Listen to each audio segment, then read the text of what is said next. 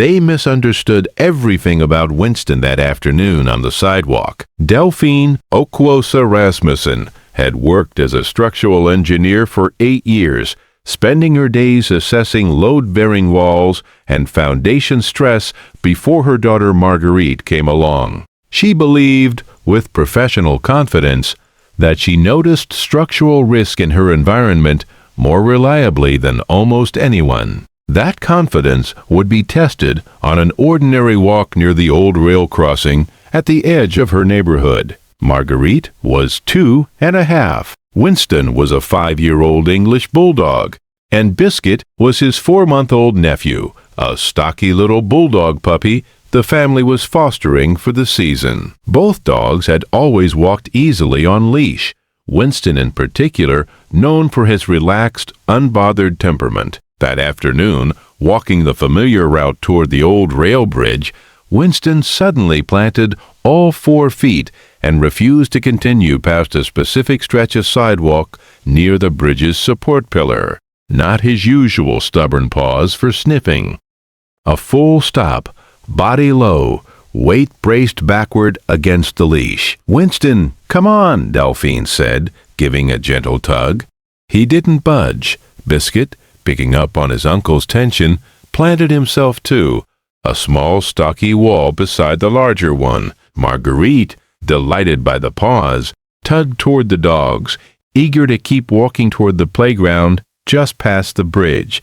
"Come on, Winnie," she said, giggling. Delphine had walked this route dozens of times. She knew the neighborhood, knew the bridge, had even glanced up at its underside admiringly more than once, appreciating the old stonework from a professional distance. She assumed, reasonably, that Winston was simply being his usual stubborn self, perhaps smelling something interesting near the pillar. "He does this sometimes," she told her friend, Athena, who was walking with her that day. "He gets fixated on a spot and won't move for a few minutes." Athena laughed.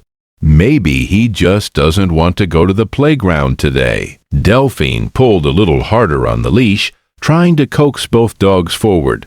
Winston resisted with unusual determination, digging his stocky legs in, and when she finally managed to get him moving a few feet, he immediately circled back to stand directly between Marguerite and the pillar itself, a small, solid, immovable object, refusing to let her pass. "He's never been this insistent," Delphine admitted, glancing up at the bridge overhead almost reflexively, out of habit more than concern. Nothing looked obviously wrong from where she stood. That glance would matter later. She didn't know that yet.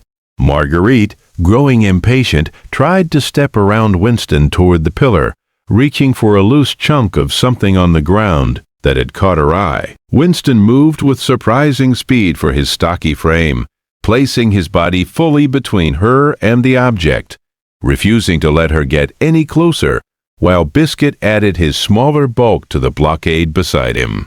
Delphine finally crouched down to see what had drawn Marguerite's attention. A fist-sized piece of concrete lay on the sidewalk, freshly fallen, pale against the older weathered stone around it. She looked up properly this time, the professional part of her brain finally overriding the distracted parent part, and saw it, a hairline crack running along the underside of the pillar's support ledge, fresh enough that the exposed concrete hadn't yet weathered to match the surrounding stone.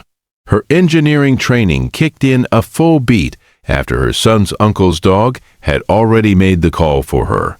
She moved Marguerite well back from the pillar immediately and called the city's public works department that evening, describing the crack's location and apparent freshness with the precise vocabulary of her profession. An inspector, Rosalind Achterhoff-Neckmellow, confirmed within 2 days that the support ledge had developed active spalling, a structural deterioration pattern that, left unaddressed, posed a real risk of further material detaching, particularly with foot traffic passing directly beneath it. Fresh debris like that piece your daughter reached for is often the first visible sign before larger sections let go, the inspector explained, reviewing her notes.